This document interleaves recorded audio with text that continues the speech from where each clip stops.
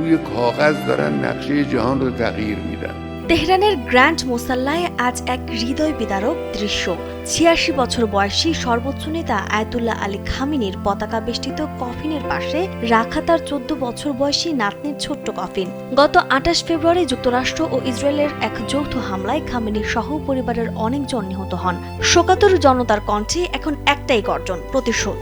এ হত্যাকাণ্ডের নেপথ্যে মধ্যপ্রাচ্যের ভূ রাজনীতির দীর্ঘদিনের অস্থিরতা এবং পারমাণবিক উত্তেজনা কাজ করছে বলে ধারণা করা হচ্ছে। খামেনির বড় ছেলে মোস্তফা ও মেয়ে খোদেজেহ বেঁচে থাকলেও হামলার ভয়াবহতায় পুরো পরিবার আজ শোকে স্তব্ধ। এই ঘটনা কি আঞ্চলিক যুদ্ধকে আরো উস্কে দিবে, নাকি পরিস্থিতি নিয়ন্ত্রণের বাইরে চলে যাবে? লাখো মানুষের এই অশ্রু আর ক্ষোভ এখন এক চরম পরিণতির দিকে ইঙ্গিত করছে। ইরান জুড়ে আজ কেবলই বিচ্ছেদের কান্না আর প্রতিশোধের আগুন।